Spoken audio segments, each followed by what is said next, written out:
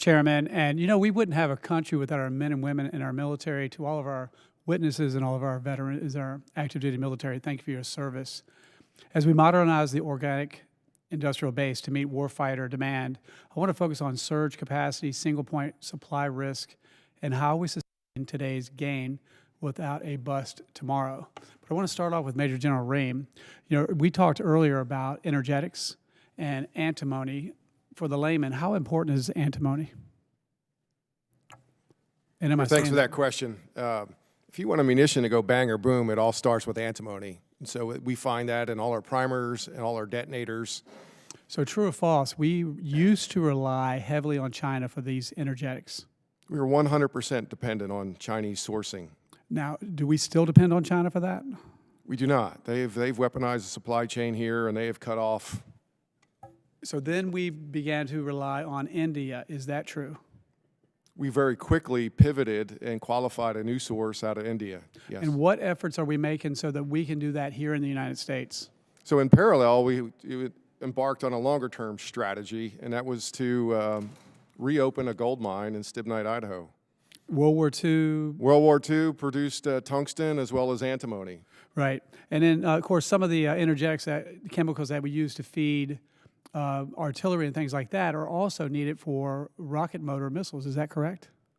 You are correct. Okay. Then my next question is for the Honorable Mr. Ingram.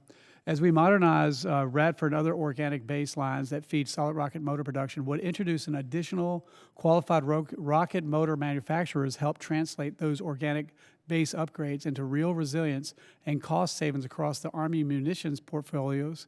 And if so, what steps are you taking to reduce barriers for new entrants in that field? So, Congressman, I'd like to actually bring it back to something General Ryan mentioned earlier. When we think about the ability to have those key components, I'll call them key starter materials, right? Starting right from sort of the rare earth materials, so going from the ground to the factory floor.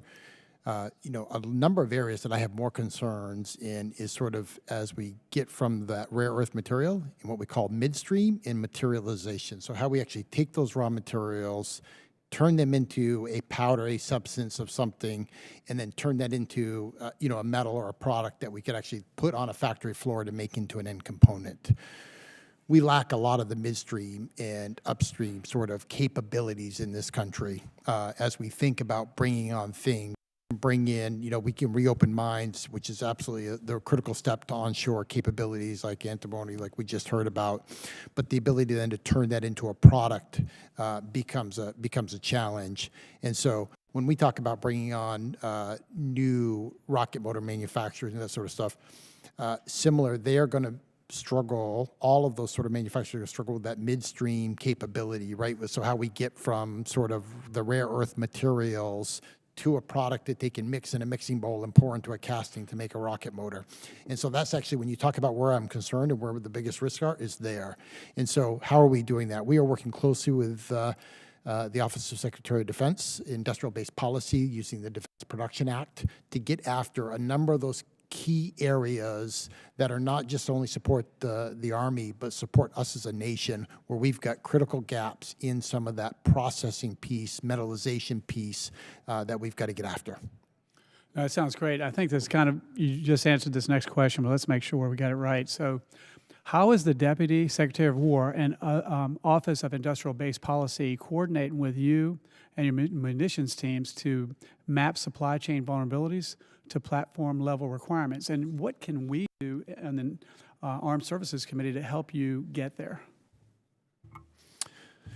Yeah, so Congressman, I mentioned working with OSW, industrial-based policy. In fact, something they have is called an industrial-based council. We actually just had it earlier this week, where we get together, look at those supply chains, right? And they have mapped those supply chains all the way from the rare earth material to the factory floor across roughly the 32 critical raw rare earth materials that we are currently trying to onshore and grow. And so there are gaps there. And as we look across the investments that they are making, investments that we're making sort of larger across the the whole of government approach, investments, commerce or others are making in those spaces, ensuring we're deconflicting and not sort of going heavy in one area and nothing in another area, right? And so they are sort of the deconflicting of that space, as well as executing, Defense Production Act authorities in the space. And so we are working close with them to ensure that Army investments align with sort of the greater strategy. Well, I'm out of time, but let us know how we can help.